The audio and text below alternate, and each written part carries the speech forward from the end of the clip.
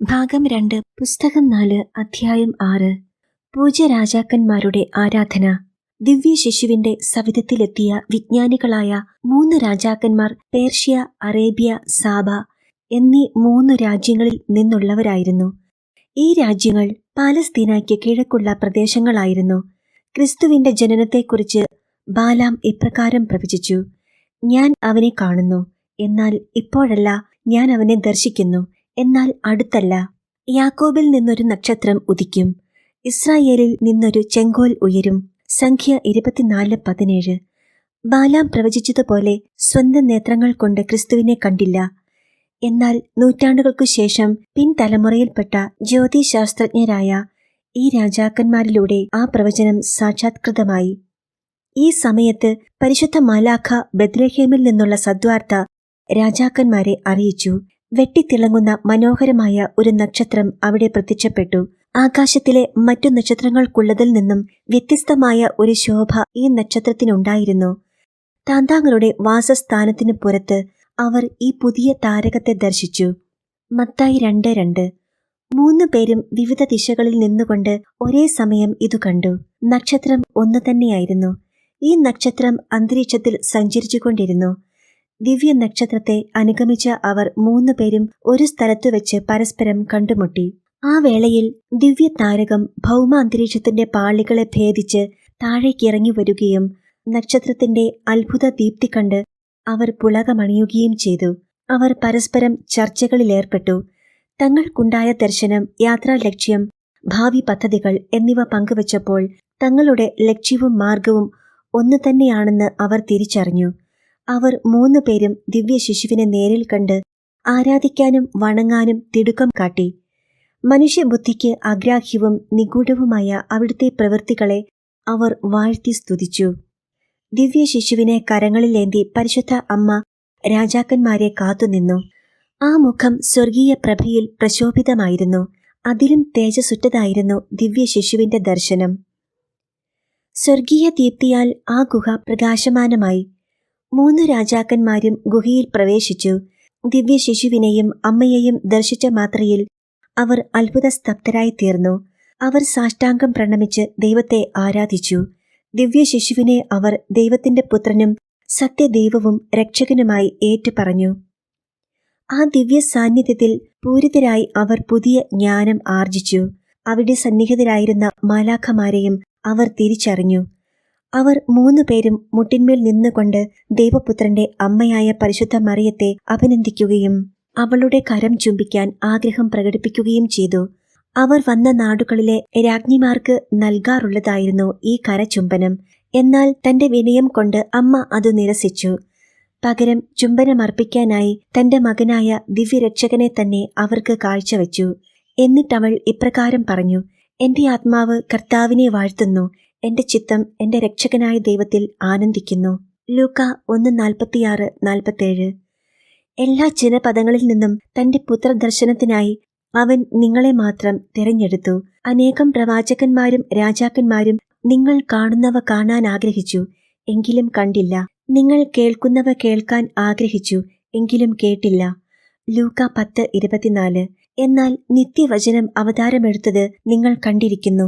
വരിക, അവൻ തന്റെ ജനത്തിനായി നൽകിയിരിക്കുന്ന മഹാരഹസ്യങ്ങളെയും കൂദാശകളെയും ഓർത്ത് അവന്റെ നാമത്തെ വാഴ്ത്താം. തന്റെ സാന്നിധ്യത്തിൽ ധന്യമാക്കിയ ഈ ഭൂമിയെ ചുംബിക്കാം.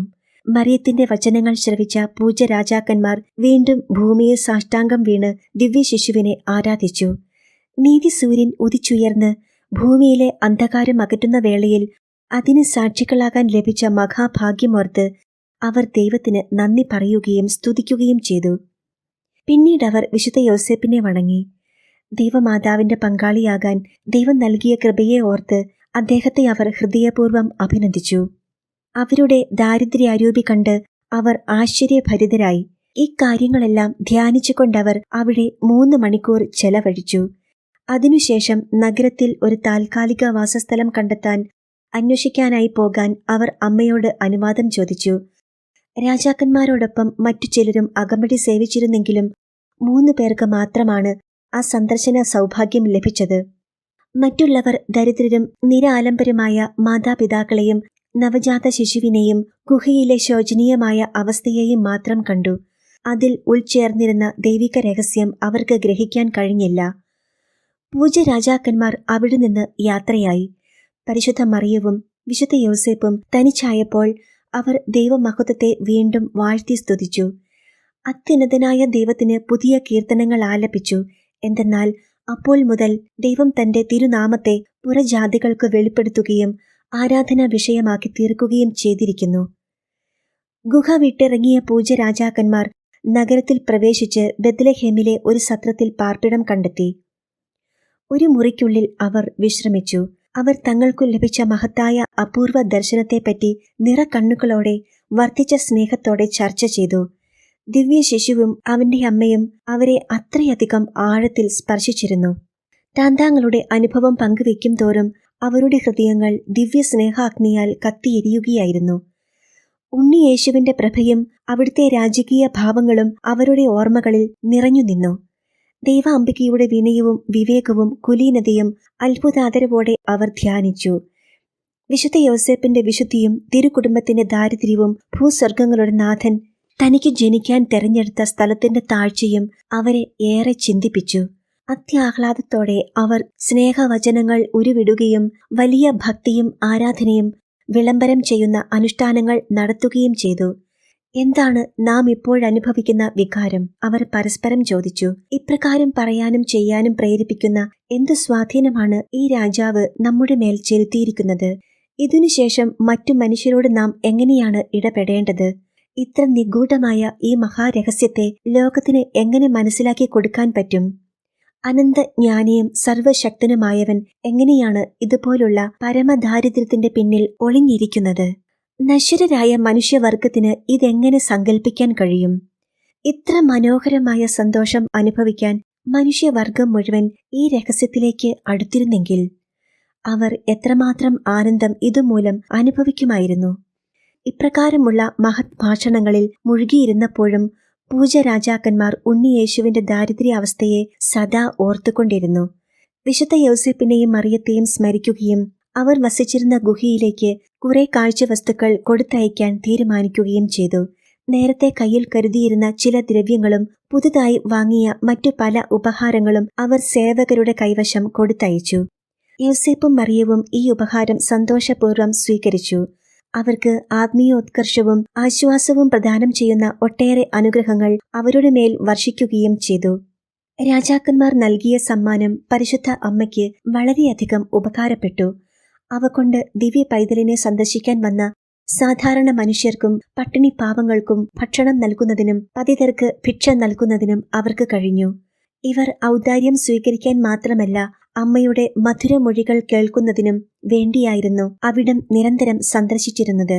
അതീവ സന്തോഷത്തോടെ പൂജ്യരാജാക്കന്മാർ വിശ്രമം തേടി. മാലാഖമാർ അവർക്ക് ഉറക്കത്തിൽ മടക്കയാത്രയ്ക്കുള്ള നിർദ്ദേശങ്ങൾ നൽകി. പിറ്റേ ദിവസം 3 പേരും വീണ്ടും ഗുഹ സന്ദർശിച്ചു. ശിശുവിന്റെ സവിധത്തിലെത്തിയ ഉടനെ അവർ സാഷ്ടാംഗം പ്രണാമം ചെയ്തു. ഏറ്റവും താഴ്മയോടെ അവർ കരുതി വച്ചിരുന്ന സമ്മാനങ്ങൾ ശിശുവിന് കാഴ്ചവെച്ചു. തിരുലിഖിതം പറയുന്നത് പോലെ അവർ സ്വർണം, മീറ, കുന്തുരുക്കം എന്നിവയായിരുന്നു. മത്തായി 2:11. പരിശുദ്ധ അമ്മയോടവർ പല ദിവ്യരഹസ്യങ്ങളെ സംബന്ധിച്ചും വിശ്വാസ ആചാരങ്ങളെപ്പറ്റിയും ചോദിച്ച് സംശയ നിവാരണം വരുത്തി. അവരുടെ മനസാക്ഷിയെ മഥിക്കുന്ന കാര്യങ്ങൾ, സ്വന്തം രാജ്യത്തിലെ ഭരണം സംബന്ധിച്ച കാര്യങ്ങൾ എന്നിവയും അവർ പരിശുദ്ധ അമ്മയുമായി ചർച്ച ചെയ്തു. എന്തെന്നാൽ ജീവിത വിശുദ്ധിയും ആത്മീയ പൂർണ്ണതയും നേടി ദൈനംദിന ജീവിതം കുറെ കൂടി ധന്യമാക്കണമെന്ന് അവർ അഭിലഷിച്ചിരുന്നു. പരിശുദ്ധ അമ്മ അവർ പറഞ്ഞതെല്ലാം ശ്രദ്ധയോടും ക്ഷമയോടും കൂടി ശ്രവിച്ചു. തന്റെ പുത്രനോട് അവയെക്കുറിച്ച് ആത്മാവിൽ സംസാരിക്കുകയും മനനം ചെയ്യുകയും വിവേകവും ജ്ഞാനവും നിറഞ്ഞ ഉപദേശങ്ങളും മറുപടികളും നൽകുകയും ചെയ്തു. അങ്ങനെയവർ പുതിയ നിയമത്തെ അറിയുകയും പുതിയ നിയമത്തിന്റെ സന്താനങ്ങളാകുകയും ചെയ്തു. ദിവ്യജ്ഞാനത്തിന്റെ ഗുരുവായ അവൾ അവരുടെ പ്രശ്നങ്ങൾക്കെല്ലാം ഉത്തരം നൽകി. അവളുടെ വാക്കുകളുടെ വശ്യതയും മാധുര്യവും നിമിത്തം അവർക്കവിടം വിട്ടുപോകാൻ മനസ്സു വന്നില്ല. എന്നാൽ ദൈവത്തിന്റെ മാലാഖ അവർക്ക് പ്രത്യക്ഷനായി. അവർ സ്വദേശത്തേക്ക് മടങ്ങുന്നത് ദൈവഹിതമാണെന്നും അവിടെ അവർ തങ്ങളുടെ ദൗത്യം നിറവേറ്റണമെന്നും ഓർമ്മിപ്പിച്ചു. പരിശുദ്ധ അമ്മയുടെ വചനങ്ങൾ പൂജ്യരാജാക്കന്മാരെ ആഴത്തിൽ സ്പർശിച്ചു. സ്വർഗീയ മാതാവ് പൂജ്യരാജാക്കന്മാർ സമർപ്പിച്ച കാഴ്ചകൾ ആദരവോടെയും വിനയത്തോടെയും സ്വീകരിച്ച് സ്വപുത്രന് കാണിക്ക വച്ചു. ദിവ്യശിശു അവയെ സ്വീകരിച്ചു എന്നതിന്റെ സൂചനയായി സന്തോഷത്തിന്റെ അടയാളങ്ങൾ പ്രദർശിപ്പിച്ചു. സ്വർഗീയ അനുഗ്രഹങ്ങൾ തങ്ങളുടെ മേൽ 100 ഇരട്ടിയായി ചൊരിഞ്ഞതായി പൂജരാജാക്കന്മാർ ആ നിമിഷം തിരിച്ചറിഞ്ഞു. പൊന്നും മീറയും കുന്തുരുക്കവും ഒഴുകിയുള്ള സമ്മാനങ്ങൾ മാതാവ് അവർക്ക് തിരികെ നൽകി. പൂജരാജാക്കന്മാർക്ക് കൂടുതൽ ആഹ്ലാദം നൽകാനായി ദിവ്യശിശുവിന്റെ പിള്ളക്കച്ചകളിൽ ചിലത് മാതാവ് അവർക്ക് പ്രതിസമ്മാനമായി കൊടുത്തു. എന്തെന്നാൽ ഇതിനേക്കാൾ വലിയൊരു അംഗീകാരമോ ബഹുമതിയോ അവർക്ക് നൽകാൻ അവളുടെ പക്കൽ ഉണ്ടായിരുന്നില്ല. പൂജരാജാക്കന്മാർ ഈ സമ്മാനത്തെ അത്യധികം ആദരവോടും ബഹുമാനത്തോടും കൂടി ഏറ്റുവാങ്ങി. പിള്ളക്കച്ചയെ സ്വർണവും രത്നങ്ങളും കൊണ്ടലങ്കരിച്ച് ഭദ്രമായി സൂക്ഷിച്ചു. ഈ തിരുശേഷിപ്പുകൾ അവയുടെ അനർഘമൂല്യം വിളിച്ചോതുന്ന തരത്തിൽ ഒരു ചുറ്റളവ് വ്യാസത്തിൽ സുഗന്ധം പ്രസരിപ്പിച്ചു. ദൈവത്തിന്റെ ഭൂമിയിലേക്കുള്ള വരവിനെ കാംക്ഷിക്കുകയും അതിൽ വിശ്വസിക്കുകയും ചെയ്തിരുന്നവർക്ക് മാത്രമേ അത് അനുഭവവേദ്യമായിരുന്നുള്ളൂ. അവിശ്വസിച്ചവരാരും ഈ സുഗന്ധം തിരിച്ചറിഞ്ഞിരുന്നില്ല. പൂജരാജാക്കന്മാർ തങ്ങളുടെ സ്വത്തുക്കളും കൈവശമുള്ളവയെല്ലാം പരിശുദ്ധ അമ്മയ്ക്ക് നൽകാൻ തയ്യാറായി. അമ്മയ്ക്ക് ഇത് സ്വീകാര്യമല്ലെങ്കിൽ തന്റെ പ്രിയപുത്രന് ജന്മം നൽകിയ സ്ഥലത്ത് വാസയോഗ്യമായ ഒരു ഭവനം നിർമ്മിച്ചു നൽകാനും അവർ തയ്യാറായിരുന്നു. ഈ ഔദാര്യത്തിൽ നന്ദിയുള്ളവളാണെങ്കിലും പരിശുദ്ധ അമ്മ അവരുടെ വാഗ്ദാനം സ്നേഹപൂർവ്വം നിരസിച്ചു. യാത്ര പറയുമ്പോൾ തങ്ങളെ എപ്പോഴും സ്മരിക്കണമേ എന്ന് അവർ ദൈവജനനിയോട് പ്രാർത്ഥിച്ചു. അവരുടെ ഹൃദയാന്തരാളത്തിൽ നിന്നുയർന്ന ഈ പ്രാർത്ഥന അമ്മ സ്വീകരിച്ചു. ഇതേ കാര്യം തന്നെ അവർ വിശുദ്ധ യോസേപ്പിനോടും ആവശ്യപ്പെട്ടു. തിരുക്കുടുംബത്തിന്റെ അനുഗ്രഹങ്ങൾ ഏറ്റുവാങ്ങി പോകുമ്പോൾ അവരുടെ ഹൃദയങ്ങളിലെ നെടുവീർപ്പും കണ്ണീരും അവിടെ അലിഞ്ഞു ചേരുന്നതായി തോന്നി. ഇങ്ങോട്ടു വന്ന വഴി വിട്ട് മറ്റൊരു മാർഗത്തിലൂടെയാണവർ യാത്ര ചെയ്തത്. ജെറുസലേമിൽ ചെന്ന് ഹേരോദസിനെ കണ്ടുമുട്ടുന്നത് ഒഴിവാക്കാനാണ് അവർ വഴിമാറി സഞ്ചരിച്ചത്. ഇപ്രകാരം ചെയ്യണമെന്ന നിർദ്ദേശം തലേ രാത്രി മാലാഖ അവരെ അറിയിച്ചിരുന്നു. അവർക്ക് വഴികാട്ടാൻ നക്ഷത്രം അവർക്ക് മുൻപിൽ സഞ്ചരിച്ചു. 3 പേരും ആദ്യം കണ്ടുമുട്ടിയ സ്ഥലത്തെത്തിയപ്പോൾ നക്ഷത്രം അപ്രത്യക്ഷമായി. അവർ മൂവരും അവിടെ പരസ്പരം യാത്ര പറഞ്ഞ് സ്വദേശങ്ങളിലേക്ക് മടങ്ങി. താന്താങ്ങളുടെ ദേശങ്ങളിൽ തിരിച്ചെത്തിയ ശേഷം പരിശുദ്ധ അമ്മ അവർക്ക് കൊടുത്തിരുന്ന തിരുശേഷിപ്പിന്റെ ശക്തി കൊണ്ട് പൂജരാജാക്കന്മാർ അനേകം അത്ഭുതങ്ങൾ പ്രവർത്തിക്കുകയുണ്ടായി. സ്വർഗീയ രാജ്ഞിയുടെ വചസ്സുകൾ: എന്റെ മകളെ, എത്രയോ അമൂല്യമായ സമ്മാനങ്ങളാണ് പൂജരാജാക്കന്മാർ എന്റെ മകന് നൽകിയത്. അവർ നൽകിയ സ്നേഹ ബഹുമാനങ്ങളും സമ്മാനങ്ങൾ സൂചിപ്പിക്കുന്ന ദിവ്യരഹസ്യങ്ങളും അതിലും വിലയുള്ളതായിരുന്നു. അതിനാൽ അവരുടെ കാഴ്ചവസ്തുക്കൾ ദിവ്യ പൈതലിന് അത്യധികം സ്വീകാര്യമായി തീർന്നു. നീയും അപ്രകാരമുള്ള സമ്മാനങ്ങൾ സമർപ്പിക്കണമെന്ന് ഞാൻ ആഗ്രഹിക്കുന്നു. നീ നിന്റെ ദാരിദ്ര്യാവസ്ഥയെയും ജീവിതാന്തസ്സിനെയും ദൈവത്തിന് കൃതജ്ഞതയായി അർപ്പിക്കുക. എന്തെന്നാൽ നീ ഓർക്കുക, സ്വയം തെരഞ്ഞെടുത്ത ദാരിദ്ര്യ അരൂപിയേക്കാൾ ദൈവത്തിന് പ്രിയങ്കരവും സ്വീകാര്യവുമായി മറ്റൊന്നുമില്ല. ഈ രാജാക്കന്മാർ ചെയ്തതുപോലെ സ്വന്തം ഭൗതിക വസ്തുക്കൾ കർത്താവായ ദൈവത്തിന് സമർപ്പിച്ച് പരസ്നേഹവും ദീനാനുകമ്പയും പ്രകടിപ്പിക്കുന്നവർ ഈ ലോകത്തിൽ അപൂർവമാകുന്നു. ഇന്ന് നമ്മുടെ ലോകത്തിൽ കാണപ്പെടുന്ന അനേകം ദരിദ്ര സഹോദരങ്ങൾ ഈ ലോകത്തിലെ മനുഷ്യരുടെ ക്രൂരതയ്ക്കും അത്യാഗ്രഹത്തിനും സാക്ഷികളാണ്. അവരുടെ കഷ്ടതകളിൽ സഹായിക്കാനും അവർക്ക് താങ്ങും തണലുമാകാനും ധനികർ മടിക്കുന്നു. ദ്രവ്യാഗ്രഹത്താൽ ആത്മാക്കളെ മലീമസമാക്കുകയും അധപതിപ്പിക്കുകയും അതിന്റെ അന്തസ് കെടുത്തുകയും ചെയ്യുന്നു. അവരെ ഓർത്ത് സ്വർഗത്തിലെ മാലാഖമാർ വിലപിക്കുന്നു. എല്ലാ വസ്തുക്കളും തങ്ങളുടെ ഭോഗത്തിനായി മാത്രം സൃഷ്ടിക്കപ്പെട്ടതാണെന്ന ചിന്തയാൽ എല്ലാം സ്വയം കൈയടക്കി വെച്ച് ദരിദ്രർക്കുള്ളത് തട്ടിപ്പറിക്കുന്നു.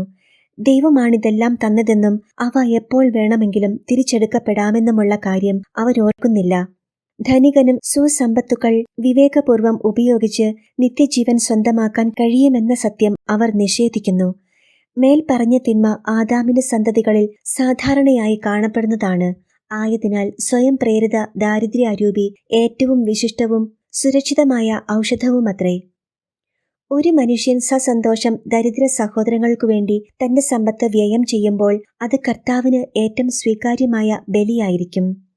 നിലനിൽപ്പിനാവശ്യമായവയെ ദൈവത്തിന് സമർപ്പിച്ചുകൊണ്ടും അത് ദരിദ്രർക്ക് ദാനം നൽകിയും സാധ്യമെങ്കിൽ സ്വന്തം അധ്വാനശേഷി കൊണ്ട് ആവശ്യക്കാരെ സഹായിച്ച് ഈ ബലിയർപ്പിക്കാം. നിരന്തരമായി നീ അർപ്പിക്കുന്ന ബലിവസ്തുവാണ് നിന്റെ സ്നേഹം. നിരന്തരമായ പ്രാർത്ഥനയാണ് കുന്തുരുക്കം. ദീർഘക്ഷമയോടെ ഏറ്റെടുക്കുന്ന അധ്വാനവും പരിഹാര പ്രവൃത്തികളുമാണ് മീറ. കർത്താവിനർപ്പിക്കുന്നതെല്ലാം നിറഞ്ഞ സ്നേഹത്തോടും കൃതജ്ഞതയോടും കൂടി ആയിരിക്കണം. എന്തെന്നാൽ സ്നേഹത്തിന്റെ നിറവില്ലാതെ അശ്രദ്ധയോടും ഉദാസീനതയോടും കൂടെ നിർവഹിക്കപ്പെടുന്ന ബലികൾ അത്യുന്നത സിംഹാസനത്തിനു മുൻപിൽ വിലയില്ലാത്തതാണ്. അതിനാൽ നിരന്തരം മാധുര്യമേറുന്ന ഈ യജ്ഞം തുടരണം. ഇതു കർത്താവിന്റെ മണവാട്ടികൾക്ക് ഏറ്റവും യുക്തമായ നിലപാടാണ്. എന്തെന്നാൽ ഇപ്രകാരം കൊടുത്തു വീട്ടപ്പെടേണ്ട സ്നേഹ ആദരവുകളുടെ കടബാധ്യതയാണ് അവരുടെ സ്ഥാനം സൂചിപ്പിക്കുന്നത്.